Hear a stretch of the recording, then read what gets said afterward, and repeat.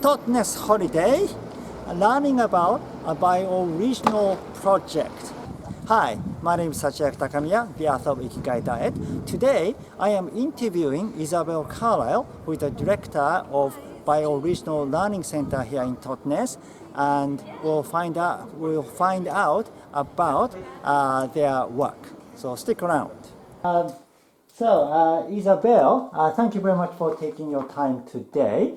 And so, first of all, I would like to ask you a very basic question. Yeah, what is the bioregion, and what is the bioregional project or bioregional work? So a bioregion is an area that has a coherence of geology, geography, rainfall, land use, flora, fauna, and human culture. We've chosen the unit to work at as our bioregion, and we say for this area that we're working in South Devon, that it runs from the River Tamar, which is the river that separates Cornwall from Devon, as far east as the River Tean, which is where Teignmouth is, and Newton Abbot. Right. And then we go from the sea in the south up till the middle of Dartmoor in the north, which is where the headwaters of all our rivers is. And we've chosen this particular area partly because it does have this coherence, which is both the geological and geographical and human culture and so on, because this area is very distinct. If you think of Devon, it's not a county that works as a whole very well in terms of kind of ecology and agriculture and so on.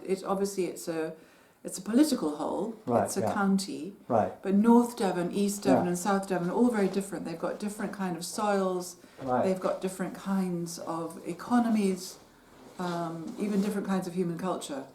So that's why we have focused in on South Devon.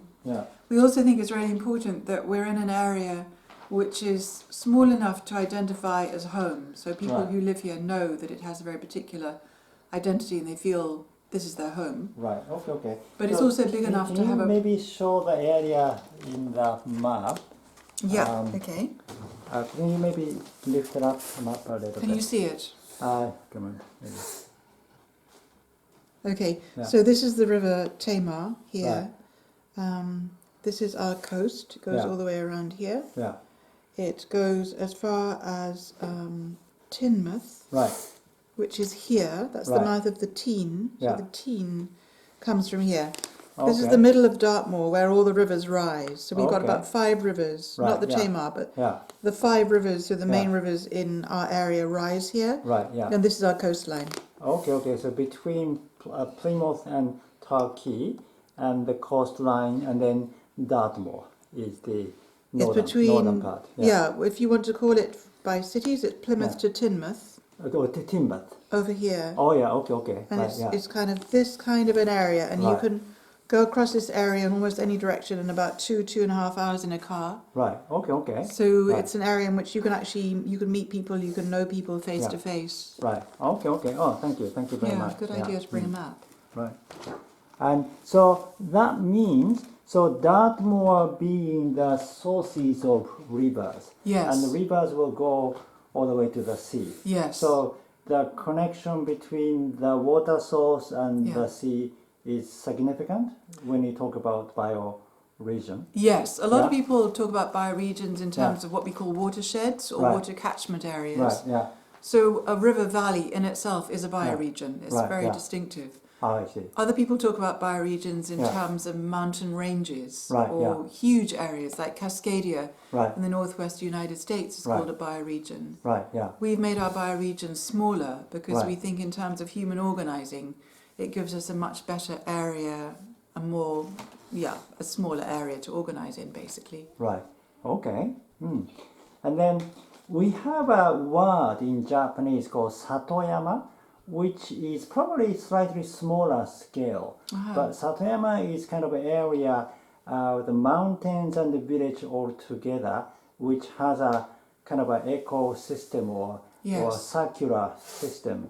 For example, you have the source of the water in the mountain, and then the water provide water for the rice field and so on. Every kind of activity is done within Satoyama, but it's very small, like it's one village.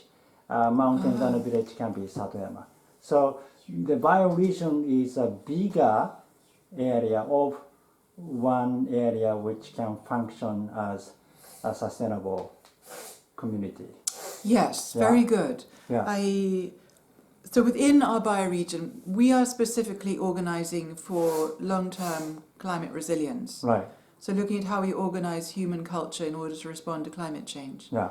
Within that, you've got all sorts of things, like you've got the region-wide economy, Right. you've got the region-wide water system, you've got the region-wide food system, Right. you've got the region-wide waste collection system. Right. They all operate at different scales. So when you're thinking about a food system, it probably, well, it does, it works very well within a valley, Right. within a river valley. That's Satoyama Yeah. on a smaller scale. Right. If you want a bioregional economy, you need to stretch out to a bigger scale because Right, you yeah. need more exchange of goods Right. and to make it viable and so on. Right. So we recognise that there are many systems that overlap and sit on top of each other, Right. and they have different dimensions, and yet Right. they all interact with each other. Right. What you're talking about with Satoyama in Japan, Yeah. I think also comes back to how humans take care of the earth. Right. So in a village, you know very clearly where your water comes from. Right. You're able to walk to the source of your water. Right. And you also understand how you apportion the water. If there are people who need water for watering their fields and so Right. on, you have an agreement about this common pool resource of water Right. and how you share it. Right. We don't have that, or we're trying to get back to that kind of relationship Right. between people and water, people and land, people and air, people Right. and sea, which I think probably is more alive in Japan than it is here. Right. Yeah. Mm.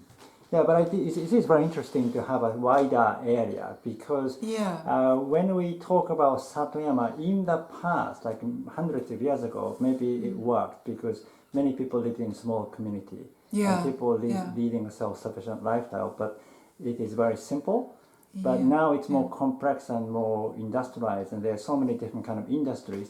One village cannot meet the requirement of all those different industry. That's true. So yeah, in like we live in Hino town in Shiga Prefecture, Japan, and Hino town alone cannot do everything. Yes. But, like what you say sounds interesting. So in our case, maybe Suzuka mountain range to Lake Biwa, that's the water source to the mouth of the river, all goes into Lake Biwa.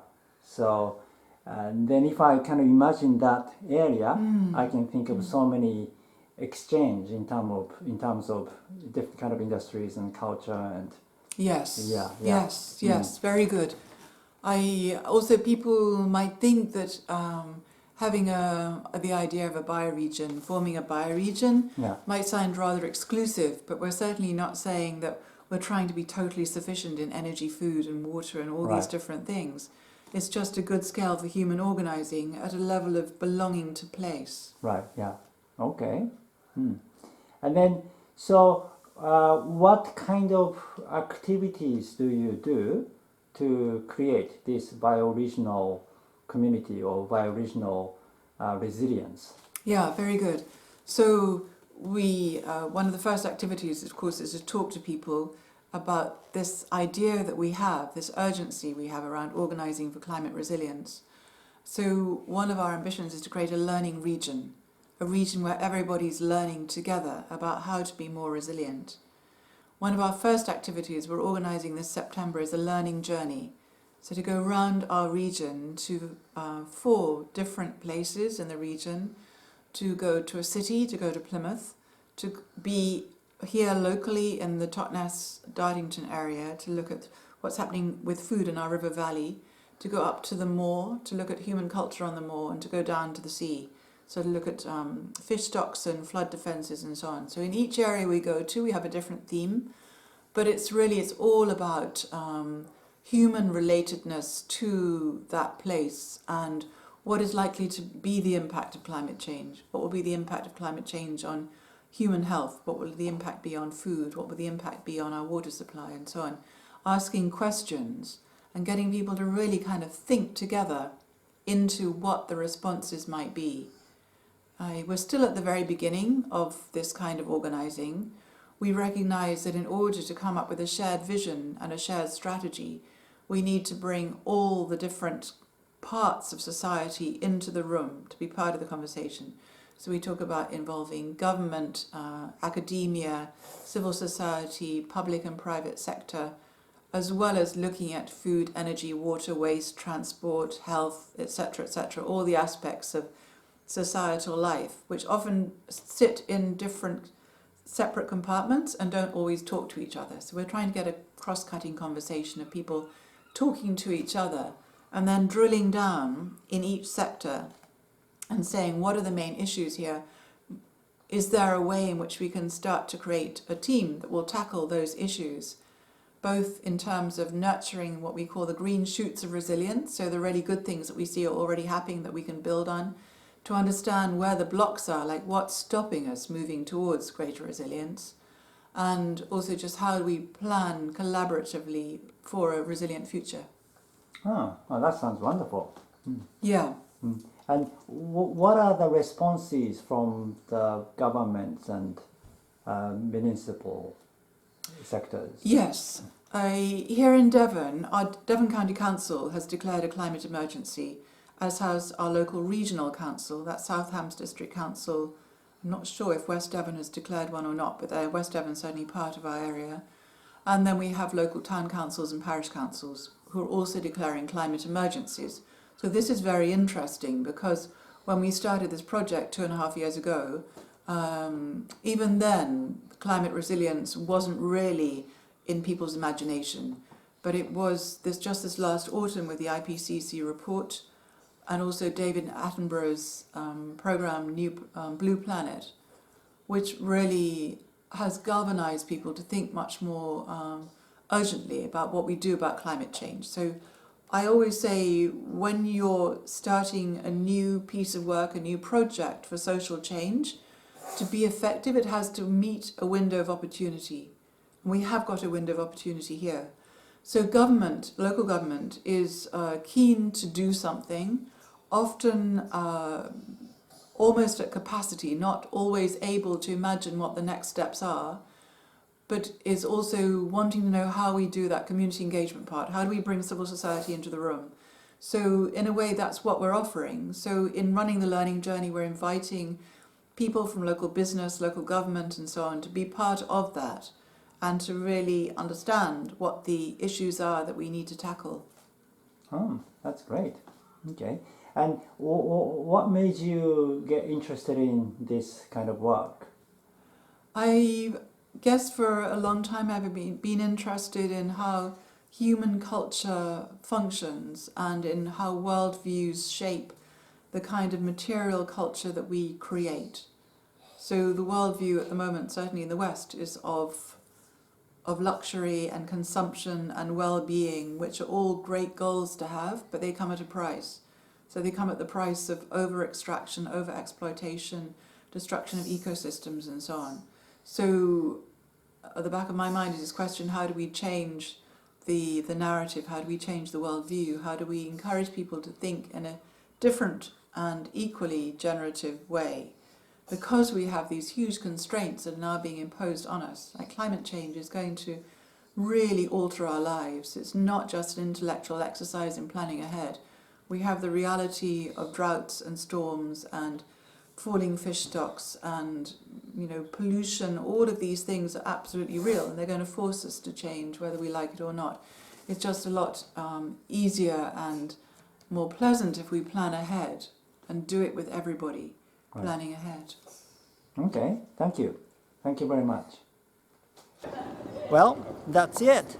I hope you enjoyed today's video. If you like it, please subscribe to my YouTube channel. And my name is Sachiaki Takamiya, the author of Ikigai Diet, and I'll see you in the next video. Bye for now.